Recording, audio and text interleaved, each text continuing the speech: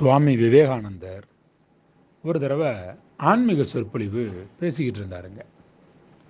அப்போ ஒருத்தர் குறுக்க வந்து, ஆண்டவனை அடையிறதுக்கு நாம் எதுக்கு கோயிலுக்கு போகணும், அங்கே போகாமலேயே ஆண்டவனை அடைய முடியாதா அப்படின்னு கேட்டார். அதுக்கு விவேகானந்தர், கொஞ்சம் தண்ணி கிடைக்குமான்னு கேட்டார்.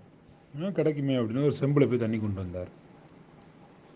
அப்போ விவேகானந்தர் சொன்னார், நான் தண்ணி தானே கேட்டேன், எதுக்கு இந்த சொம்பு அப்படின்னு கேட்டார் விவேகானந்தர். நான் சொம்பு கேட்கவில்லை, தண்ணி தானே கேட்டேன் அப்படின்னாரு.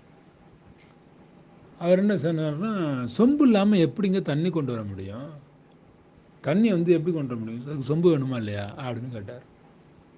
அப்போ சுவாமி விவேகானந்தர் சொன்னார், ஆமாப்பா, தண்ணி கொண்டு வர சொன்னால் சொம்பு தேவைப்படுது.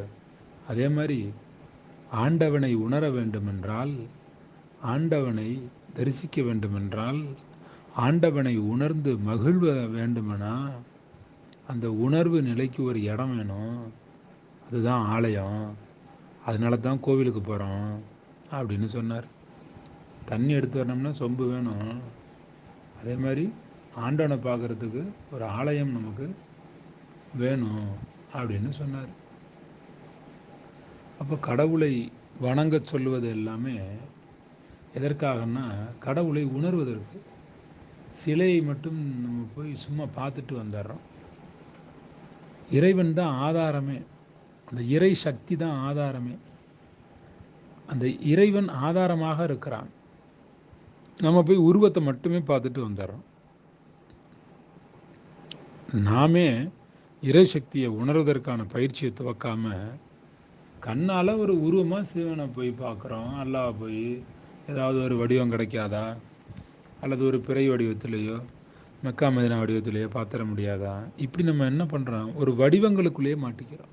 அப்படி இல்லை, உண்மை நிலையை அறிய வேண்டும், உள்ளொளி பெருக்க வேண்டும், சிந்தனையற்ற தனிமை வேண்டும், மனம் மறத்து போய் மனமற்ற நிலைக்கு போக வேண்டும், தன்னிலை மறந்து இருக்க வேண்டும், மயக்கம் அருந்து இருக்க வேண்டும், உன்னுடன் கலக்க வேண்டும், அருட்பெரும் ஜோதி ஆக வேண்டும், அற்புத ஜோதி ஆக வேண்டும். இறைநிலை அதை உணரணும். அதுக்கு முதல்ல சாப்பிட்றத விட்டால் தானே.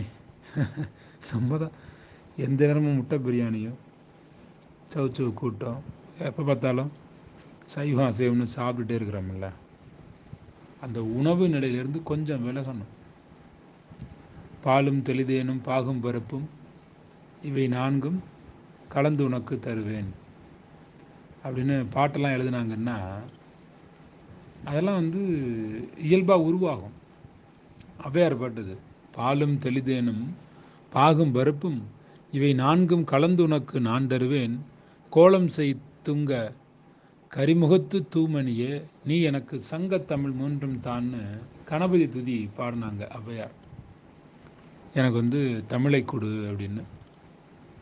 இந்த பாடெல்லாம் பாடினாங்கன்னா இயல்பான அவங்களோட அறிவு நிலையா அப்படின்னா, சில தியாகங்களுக்கு மத்தியில் கிடைத்த அறிவு நிலை. இது எல்லாமே தியாகங்களை செஞ்சால் தான் அறிவு பல மடங்கு பெருகும். முதல்ல உணவிலிருந்து விடுதலை ஆகிறதுக்கு என்ன செய்ய முடியும் அப்படின்னு யோசிங்க. இரவு உணவையாவது நிறுத்தி பழகுங்க, உணவுகளை நிறுத்தி பழகுங்க, நல்லா இருங்க. நான் தென்றல் பேசுகிறேங்க.